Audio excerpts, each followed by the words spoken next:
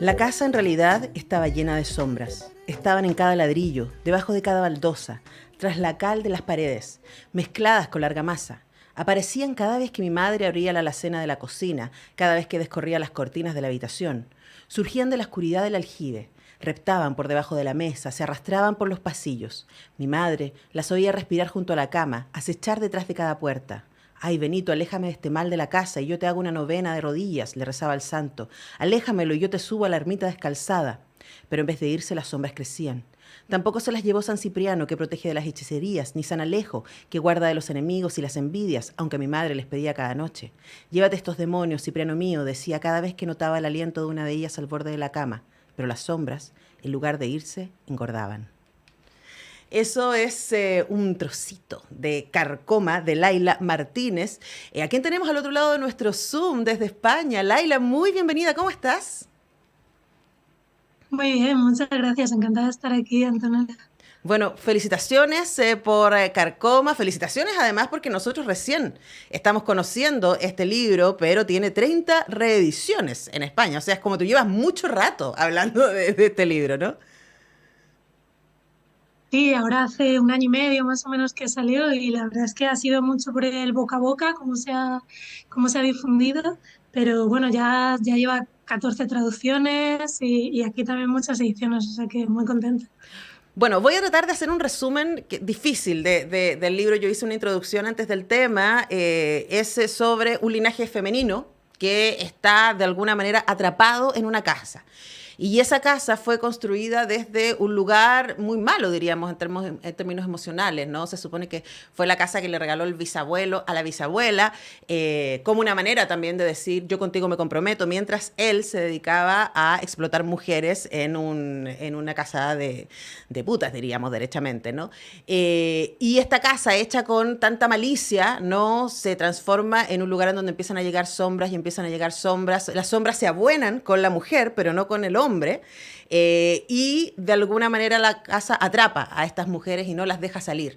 Y al mismo tiempo las protege. Es una relación muy perversa que tienen. Entonces, parto preguntándote por el género. Lo podríamos instalar Carcoma dentro del género fantástico, pero yo pensaba también dentro de este espacio literario tan rico que está la literatura de mujeres, especialmente, Laila, eso me llama la atención, latinoamericana. Estoy pensando en Samantha Schweblin, estoy pensando en Mariana Martín, Enríquez, exactamente. ¿Cómo te ubicas tú ahí respecto al género y a contar un tema que al mismo tiempo es de género a través del género? Yo sobre todo lo veo como de fantástico y de terror, Ujú. porque tiene pues también todos los elementos sobrenaturales, ¿no? De Claro. las sombras, de las apariciones de las santas. Pero sí que creo que no es tanto como el terror, digamos, anglosajón, ¿no? Ujú. O de tradición más estadounidense, sino un terror que creo que conecta más justamente con la tradición latinoamericana, que además yo conozco más y he leído más que pues a los grandes clásicas, digamos, del terror anglosajón, que aunque a pesar de que llegan mucho más, ¿no? Muchas veces. Pero sí, yo creo que conecta mucho con pues desde los clásicos como Rulfo hasta pues a los actuales, ¿no? Como Mónica Ojeda o como Mariana Enríquez, como has dicho tú, o Samantha Schweblin. Bueno, y como en esa lógica de utilizar el género, eso me estoy refiriendo, al fantástico particularmente y al horror, y como género literario, ¿no? Permite hablar de ciertas cosas que no son tan obvias, y que además permiten también que hagamos ciertas reflexiones respecto, por ejemplo, al género en términos de inequidad de hombres y mujeres y de la violencia, en este caso, a través de metáforas, a través de un juego literario al que tú nos propones. Cuéntanos respecto a la violencia en Carcoma y cómo tú quisiste que esta casa de alguna manera fuera al mismo tiempo un espacio de protección y un espacio de enclaustramiento de estas mujeres. Claro, sí, la casa yo quería que fuese como un personaje en sí mismo, ¿no? Y de alguna manera es eso, es una trampa y a la vez ellas se dan cuenta también de que esas sombras al final las ayudan, ¿no? De que están de su parte. Y eso tiene que ver también mucho con la historia política de la dictadura en España, ¿no? Del franquismo y de cómo el terror me parecía como el género que era como más fácil explicar todo eso porque ya estaba casi hecho, ¿no? O sea, Ujú. mucha metáfora porque, pues, por ejemplo, España ya es el segundo país del mundo con más fosas comunes después de Camboya, ¿no? Entonces, toda esa idea de los desaparecidos, de las sombras, ¿no? Los guerrilleros que se fueron al monte cuando ganó la dictadura, ganó Franco, y se pasaron allí un montón de tiempo y los desaparecían allí en el monte y nunca se han vuelto a encontrar. Eran ya sombras, ¿no? Que estaban como ya en el pueblo, ya en las casas, ¿no? Ya hacían ese vacío. Entonces, me da la sensación de que el terror era, como el género también, más fácil para contar algo que había sido muy terrorífico, ¿no? Ujú. Claro, y además se cruza en la época y el contexto político-social con la historia personal de estas cuatro mujeres, ¿no? Y también yo creo que, Laila, tú nos invitas a través de Carcoma a reflexionar sobre las posibilidades de estas mujeres de pueblo, ¿no? Cuánto y hay cruzando el libro, la casa no es lo más terrorífico del libro, probablemente. A mí me pasó, por lo menos leyéndolo, ¿no? Hay una reflexión respecto a la violencia de género, pero también a la violencia de clase, que es muy, muy, muy poderosa a lo largo del libro, ¿no? ¿Hasta dónde puedes llegar siendo una mujer que naciste en una familia pobre en un pueblo? Cuéntanos respecto también por qué para ti era importante visibilizar esas otras violencias de las que se habla súper poco, creo yo. Sí, claro, yo también, como yo lo que quería era contar la historia de las mujeres de mi familia, y claro, a ella lo que les tocaba era la violencia de género y la de clase, ¿no? E igual, pues si hubiesen sido gitanas, por ejemplo, seguramente les habría tocado también la de raza, pero a ellas en concreto les tocó esas y además siguen muy vigentes las dos, ¿no? Pues porque la familia de los Jarabo, ¿no? Que en el libro son los malos, digamos, se existe de verdad, eso fue se sigue existiendo y se llaman así, ellos porque siguen siendo los que tienen las tierras del pueblo y fueron bueno, el padre, en la época en la que está ambientado el libro, en la posguerra, fue ministro de Justicia con Franco, o sea que eran gente muy bien posicionada, ¿no? Entonces yo quería, de alguna manera, también que el libro fuese una pequeña venganza también contra ellos, Ujú. ¿no? En el sentido de que ahora en muchos sitios, ¿no? Y mucha gente supiese quiénes eran los faraón, ¿no? Que siguen siendo los ricos, que no ha cambiado nada, que hicieron su fortuna, aumentaron mucho su fortuna con todo eso, ¿no? Con toda esa violencia que desplegaron de clase y eso me parecía importante, ¿no? Entonces ahora también una cosa que me pasa es que cada vez que sale, no sé, una traducción o cuando me han dicho que el libro va a llegar a sitios como Turquía o como Corea del Sur, de repente para mí también es un poco una venganza, ¿no? De esa familia, ¿no? Que hicieron tantas cosas allí terribles que no pagaron por nada Ujú. y digo, bueno, de alguna manera por lo menos se va a saber quiénes son. Ujú. Claro, la impunidad del terrateniente, que es algo que cruza toda nuestra Hispanoamérica, sin duda, ¿no? Pero también, como tú dices, la posibilidad de que sea a través de la literatura que se construya un imaginario, que desafíe, ¿cierto?, el imaginario de la historia canónica y que nos permita mirar las cosas desde otro lado. Estamos conversando con Laila Martínez, ella es editora, es también columnista, ciencista política y autora de esta belleza que se llama Carcoma y que es editada por Laurel.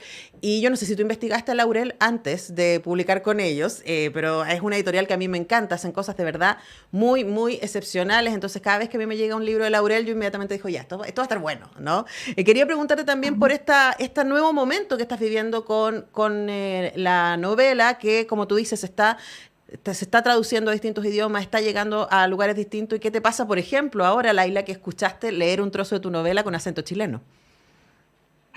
Sí, yo conocía a Laurel por una librería que hay aquí en Barcelona donde vivo, que trae muchos libros de editoriales latinoamericanas de distintas partes, y por eso la conocía. Entonces, cuando me llegó, que además fue uno de los primeros, de las primeras ofertas así, bueno, de los primeros interesados, ¿no? En llevarlo a otros países, me hizo muchísima ilusión. Y nada, ojalá pueda estar alguna vez allí presentándolo y pueda viajar allí. ¿Y qué crees que está funcionando en el libro para que tantas editoriales del mundo, para que tantas personas en distintos espacios estén diciendo, oye, aquí hay algo, me vinculo con esta historia que me está contando Laila Martínez? ¿Qué crees que es lo que está funcionando?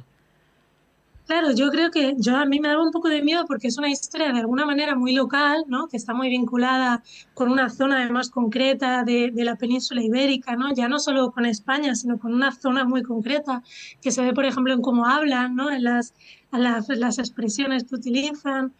Entonces, claro, yo sí que tenía un poco de miedo de, pues esto, ¿no? Es esto que te dicen siempre de hacer una historia muy local, ¿no? Y luego yo creo que al final, como de lo que está hablando, es de eso, ¿no? De la violencia de género y de clase, que están en todas partes, ¿no? Por desgracia, y que con las que no es difícil vincular, o sea, identificarse en ningún sitio del mundo, pues creo que por ahí ha enganchado bien, ¿no? O Ujú. sea, porque al final, aunque yo lo haya situado en un pueblito concreto, ¿no? En una zona concreta de un país concreto, en realidad está hablando de cosas que se podrían dar y que se dan en muchos otros sitios. Claro que sí, y además que cruza, como tú dices, este espacio territorial, este espacio epocal, y que además cruza este espacio de lo fantástico. Como tú dices, tenemos una tradición fantástica muy importante en nuestra Hispanoamérica que nos permite poder entrar ahí, que no nos parezca tan raro esta casa llena de sombras, porque ni siquiera son fantasmas, son sombras, ¿no? Y uno como que trata de pensar en esta casa que se mueve, que respira, que al mismo tiempo protege y acecha, que está todo el tiempo ahí generando una inquietud. Una inquietud en el lector y una inquietud, pero ¿sabes qué me pasó a mí leyéndolo? Es que uno no le tiene miedo a la casa. Eh, Me pasó a mí como lectora, a mí me parecía mucho más terrible esta familia de ricos, ¿no?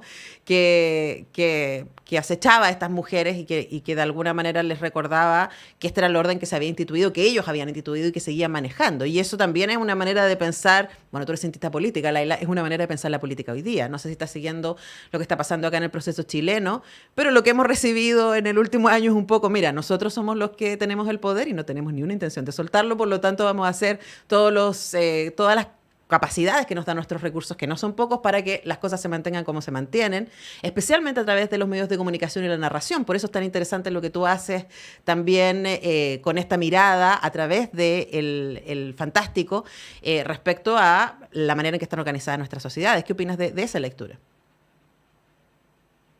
Sí, o sea, yo creo que aquí la guerra civil y la posguerra se había contado bastante desde el realismo, porque en realidad aquí en España no hay mucha tradición, hay mucha más en Latinoamérica de fantástico, de terror, y aquí se había contado como muy, pues desde esto, ¿no? Contar un poco las historias de las víctimas, pero sí que es verdad que tuvo que venir, bueno, se decía, ¿no? Que tuvo que venir un mexicano realmente a hacer algo así de la posguerra en España, ¿no? Que fue el- y Claro, el laberinto del fauno. claro. Guillermo del Toro, porque Como no que te escuchamos, claro, pero ahí le es- redigo a la gente. Guillermo del Toro con el laberinto del fauno, básicamente, era lo mismo que yo estaba pensando. Esa es mi manera fantástica de leer la guerra española.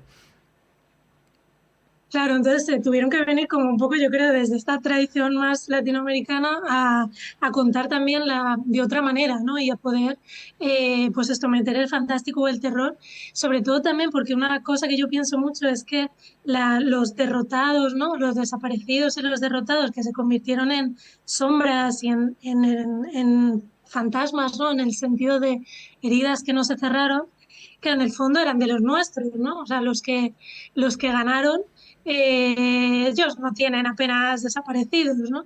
Entonces, claro, yo pensaba mucho que las sombras, pues esto, tenían que estar de nuestra parte, ¿no? Mm. Y que para eso.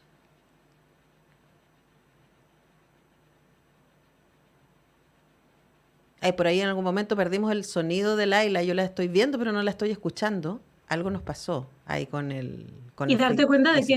de que en realidad es de los tuyos, ¿no? De que forma parte o está contando, es una metáfora que está contando esos desaparecidos que eran mayoritariamente de los tuyos, ¿no? Tu familia, tus abuelos, tus bisabuelos, no de los ricos que siguieron en el poder y que no vivieron eso, ¿no? No vivieron la represión. Entonces, eso me parecía como que el fantástico era como Ujú. a nuestro lado. Bueno, yo voy a estar de acuerdo con Mariana Enríquez, que está ahí en la contraportada del libro, que dice, qué barbaridad esta novela, pasé la mejor mañana de lectura posible. Yo hice lo mismo el sábado en la mañana, me leí, es una novela cortita, son 130 páginas, y que te suelta, te toma y no te suelta.